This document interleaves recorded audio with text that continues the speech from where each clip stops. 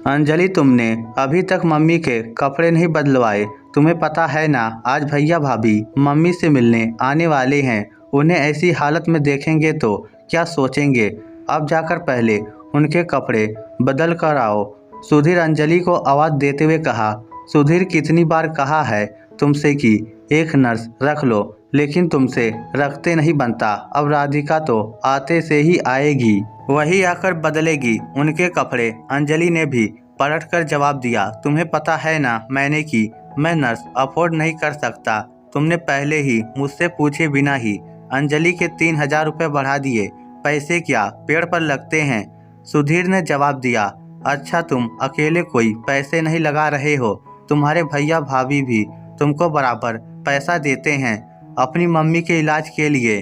उन पैसों को तो तुम अपनी जेब में संभाल कर रख लेते हो। मम्मी जी का इलाज सरकारी अस्पताल में चलता है, दवाइयाँ डिस्पेंसरी से आ जाती है, फिर भी एक नर्स लगाने में तुम्हें जोर आता है। हाँ, जैसे और तो खर्चे ही नहीं है। एक तो आने जाने वाले लोगों से ही दुखी हूँ मैं। अधिकतर रिश्तेदार बाहर रहने वाले लोग हैं, यहाँ आते तो कम से कम 1-2 दिन तो रुकते ही हैं। क्या उन लोगों के खर्चे नहीं होते? अरे तुम बहू हो, क्या तुमसे मम्मी की सेवा नहीं होती है? कम से कम तुम तो मेरी हालत समझ सकती हो। मैंने तुम्हारी मम्मी का ठेका नहीं लिया है जो उनकी सेवा करती रहूंगी। कोई मैं अकेली बहू नहीं हूँ, उनकी एक और बहू भी है। और क्यों समझे मैं तुम्हारी हालत? क्या तुमने समझी थी मेरी हालत? कहते कहते अंजलि की आंखों में आंसू आ गए। बस तुमसे तो गड़े मुर्दे उखड़वा लो। तुम्हारी मम्मी में और मेरी मम्मी में बहुत फर्क है। और थोड़ा धीरे बोलो, अंदर मम्मी को सुनाई देगा। आज अपनी सास को तरसा रही हो तो कल को तुम भी तरसोगी। याद रखो, इंसान अपने किए हुए इसी दुनिया में भोगता है। सुधीर ने गुस्से में कहा। फिर तो समझ लो तुम्हारी मम्मी अपने किए को ही भुगत रही है।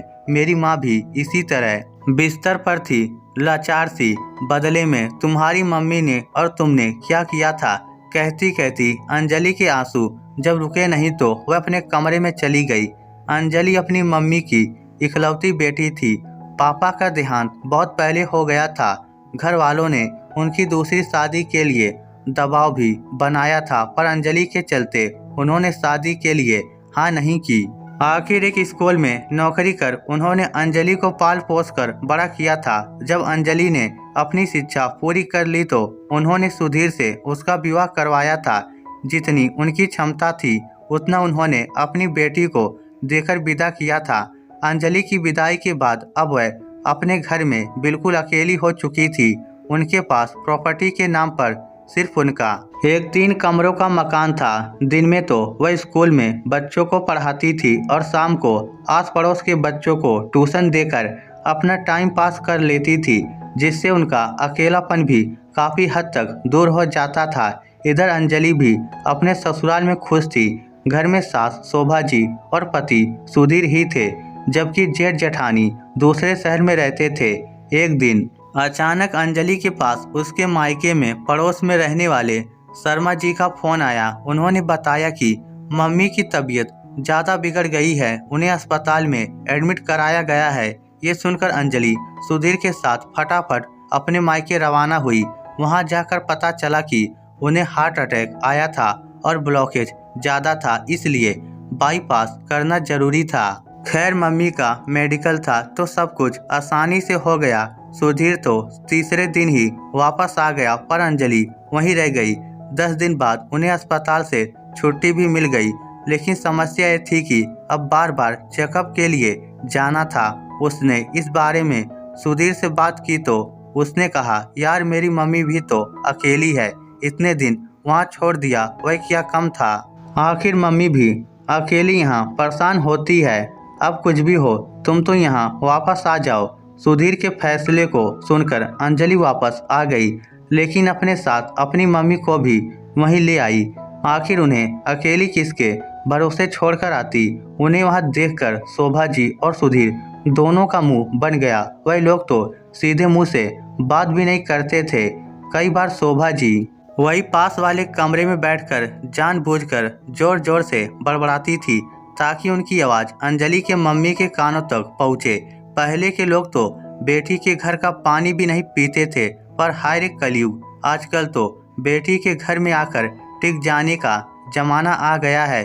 तो कभी कहती, अरे जो बेटी के घर आकर रहता है उन्हें तो नर्क में भी जगह नहीं मिलती है।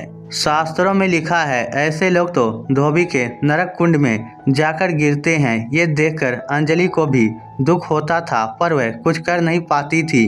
मम्मी ने साफ मना कर रखा था कि मेरे लिए अपना ससुराल मत बिगाड़ना, और अंजलि से जाने की जिद करती तो अंजलि उन्हें जाने नहीं देती। ये सब सुन सुनकर धीरे धीरे उनकी हालत और ज़्यादा बिगड़ती जा रही थी। इधर एक दिन अंजलि अपनी मम्मी को अस्पताल दिखाने के लिए लेकर गई। उस दिन सुधीर घर पर ही था। अपनी कुछ जरूरी फाइलें ढूंढने के चक्कर में उसने अलमारी में देखा कि कुछ पेपर्स और गहने रखे हुए थे। उसने उठाकर उन्हें देखा तो वो अंजलि के मायके वाले घर के पेपर्स थे। शायद यहाँ आते समय अंजलि वह सब यहाँ ले आई थी। उसने इस बारे में शोभा जी को बताया तो शोभा जी ने कहा, बेटा आज नहीं तो कल तेरी सास को तो मरना ही है, फिर तो सब कुछ तेरा ही है। तुझे बिजनेस करने के लिए पैसों की जरूरत है। इस मकान से इतने पैसे तो आ ही जाएंगे ना, फिर लोन की क्या जरूरत है। पर मम्मी, तुम्हारी बहू की मम्मी राजी भी होगी, वह तुम मुझ पर छोड़ दे।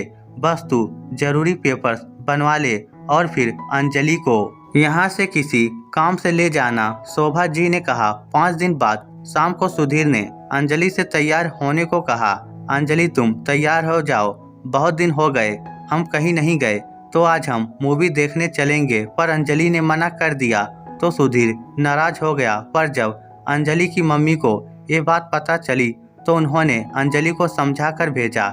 जब अंजलि और सुधीर वहाँ से चले गए, शोभा जी उनके पास आकर बैठ गई। समधन जी, ये काम तो आपने बड़ा अच्छा किया कि उन्हें भेज दिया। वैसे भी काफ़ी दिन हो गए थे उन लोगों को एक साथ बाहर गए हुए। इस बहाने मुझे भी अकेले में आपसे बात करने का मौका मिल गया। ये सुनकर अंजलि की मम्मी मुस्कुरा दी। तब शोभा जी ने कहा, देखिए ना समधन जी, अब उम्र हो गई है, हारी बीमारी तो लगी ही रहती है, पर इस महंगाई के दौर में दवाइयाँ, डॉक्टर, अस्पताल, इन सब में बजट बिगड़ जाता है। सुना है सरकार ने बुजुर्गों के लिए मुफ्त दवाइयों का बंदोबस्त कर रखा है। अब सरकार ने इतनी सुविधा दे रखी है तो सुविधा तो लेनी ही चाहिए। इसलिए मैंने तो अपने लिए आज सुधीर से कहकर ये फॉर्म मंगवाया है, ताकि कम से कम दवाइयाँ तो मुफ्त के मिल जाए। फिर सोचा आपको भी ज़रूरत होगी तो आपके लिए भी फॉर्म साथ में ही मंगवा लिया। उनकी बात सुनकर अंजलि की मम्मी ने कहा, ये तो आपने बहुत ही अच्छा किया समधन जी। सच में मेरी बीमारी के चक्कर में कितना खर्चा हो गया है। मेरी तो सारी जमा पूंजी ही खर्च हो गई। इसलिए तो समधन जी मैं ये फॉर्म लेकर आई हूँ आपके पास। मैंने तो साइन कर दिए हैं, आप भी इस पर साइन कर दो, बाकी डिटेल तो सुधीर भर देगा। कहते हुए उन्होंने एक खाली फॉर्म दिखाया जिस पर उन्होंने साइन कर रखे थे। उनकी बात मानकर अंजलि की मम्मी ने भी एक दूसरे फॉर्म पर साइन किए। 2-3 पन्नों के उस फॉर्म पर साइन करने के बाद शोभा जी उनसे बोली, अच्छा समधन जी, अब आप आराम करो, आपकी तबीयत ठीक नहीं रहती और फिर मैं आपसे इतनी बातें किए जा रही हूँ, कहकर वह उस कमरे से बाहर आ गई। कुछ दिनों तक तो उन्होंने काफ़ी अच्छे से अंजलि और उसकी मम्मी से बातचीत की। उन्हें किसी भी बात का शक तक होने नहीं दिया। यहाँ तक कि सुधीर उन्हें अपने पैसों से दवाई लाकर देता था और कह देता था कि ये सरकार की तरफ से मुफ्त थी। लेकिन 1-1.25 महीने बाद अचानक अंजलि के मायके से पड़ोस में रहने वाले शर्मा जी का दोबारा फोन आया। मम्मी का हालचाल पूछ लेने के बाद उन्होंने सुधीर के हाथों उनके मकान के बिक जाने की बात कही। तब जाकर उसे पता चला कि इतना बड़ा धोखा हुआ है।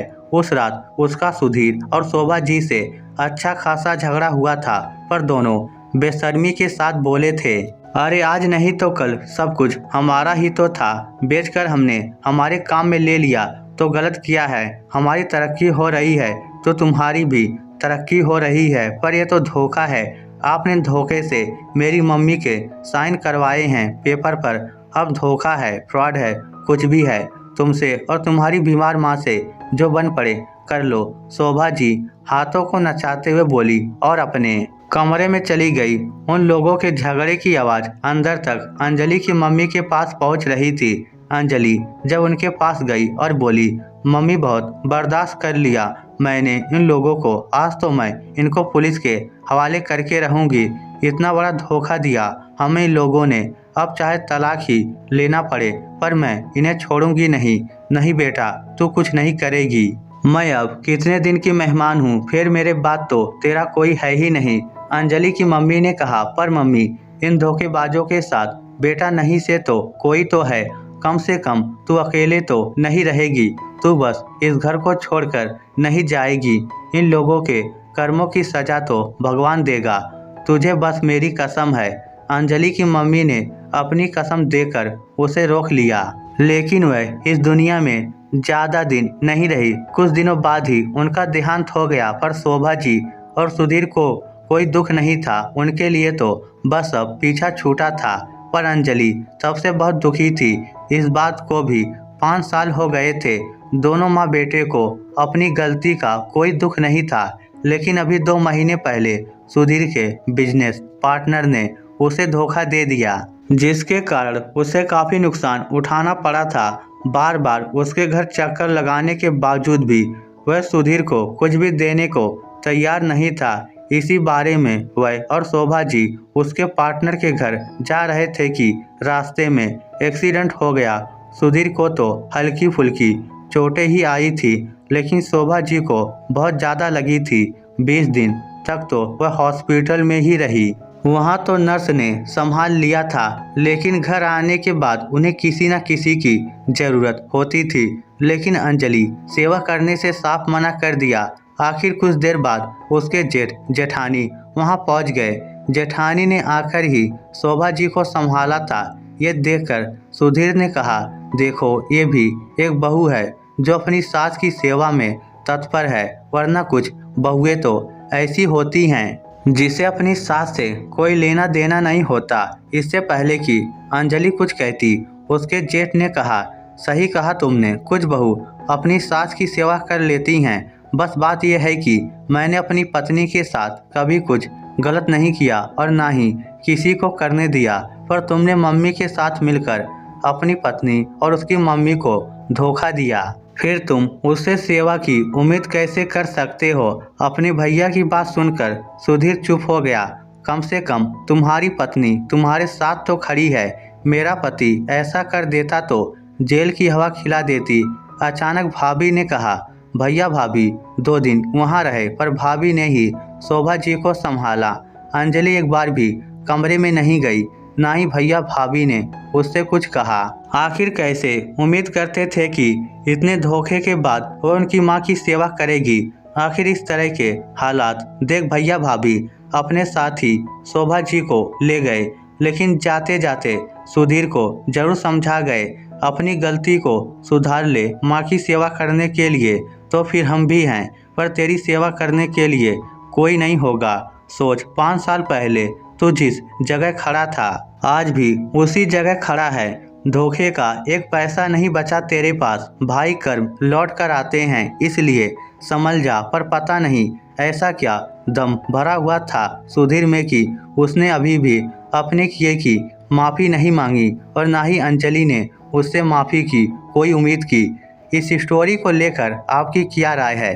नीचे कमेंट करके हमें ज़रूर बताइएगा। धन्यवाद।